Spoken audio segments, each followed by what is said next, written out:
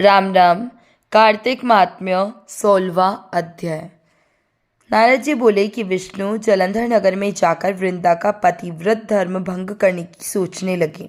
वृंदा ने स्वप्न में अपने स्वामी को भैंसे पर चढ़े हुए तेल लगाए नंगे शरीर, काले पुष्पों की माला पहने राक्षसों सहित नंगे सिर दक्षिण दिशा की ओर जाते हुए देखा। अपने नगर को भी सागर में डूबा हुआ देखा। तब वृंदा जाग गई और स्वप्न का विचार करने लगी। सूर्य में छेद और कांतिहीन देख इन अशुभ लक्षणों को देखकर वह रुदन करने लगी। उसे नगर अटारी में चैन न मिला तो वह दो सखियों के साथ बगीचे में आई, परंतु उस भयभीत वृंदा को सुख न मिला। तब वह घूमती हुई वन में निकल गई और वहां उसने शेर के समान भयंकर मुख, दाढ़ और आंखों वाले दो राक्षसों को देखा।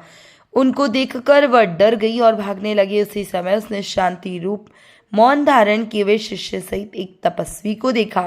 तब वृंदा राक्षस के डर से वह मुनि की शरण में जाती हुई बोली, हे मुनि, मैं आपकी शरण हूं, मेरी राक्षसों से रक्षा करो।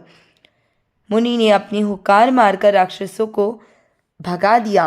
मुनि की हुकार से राक्षसों को भगा देख वृंदा प्रणाम करके वचन बोली, हे महाराज, आपने मेरी रक्षा की है, अब मेरी सुनिए। मेरे पति जलंधर शिवजी के साथ युद्ध करने गए हैं, सो वहां वे कैसे हैं? मुनि, मुझे अपने ज्ञान द्वारा यह बताइए। नारद जी बोले, मुनि, वृंदा के वचन सुनकर वह ऊपर देखने लगे। उसी समय दो वानर वहां आए और मुनि को प्रणाम कर खड़े हो गए। मुनि ने भ्रिकुटी के द्वारा संकेत किया और वे वानर आकाश में चले गए। कुछ समय बाद मुनि के सामने आकर खड़े हो गए और उनके हाथ में जलंधर के सिर और कवच थे। उन्हें देख वृंदा पति दुख से दुखी होकर मूर्छित होकर गिर पड़ी। तब मुनि ने कमंडल से पानी छिड़ककर उसको चैतन्य किया। तब वृंदा अपने मस्तक को पति के मस्तक पर रख दुख रोने लगी। वृंदा ने कहा, हे प्रभु, आप मुझे जो पहले सुख देते थे, सो आज आप निरपराधिनी से क्यों नहीं बोलते? विष्णु जी सहित कई देवता और गंधर्वों को जीतने वालों को आज एक तपस्वी ने कैसे मार दिया? नारद जी बोले, वृंदा रोती हुई मुनि से बोली, हे मुनियों में श्रेष्ठ, आप इन्हें जीवन दान दीजिए, इसे जीवित करने में आप समर्थ हैं। नारद जी बोले, उनकी बात सुनकर मुनि ने हंसकर कहा, यह युद्ध में शिवजी द्वारा मारा गया है, ये जीवित नहीं हो सकता, इसको मैं जीवित करता हूँ क्योंकि मेरी तुझ पर कृपा है।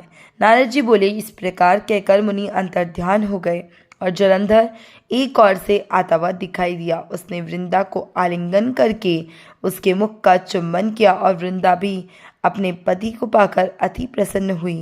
वे दोनों काफी समय तक वन में रमण करते रहे। एक दिन रति के पश्चात विष्णु जी को वह पहचान गई।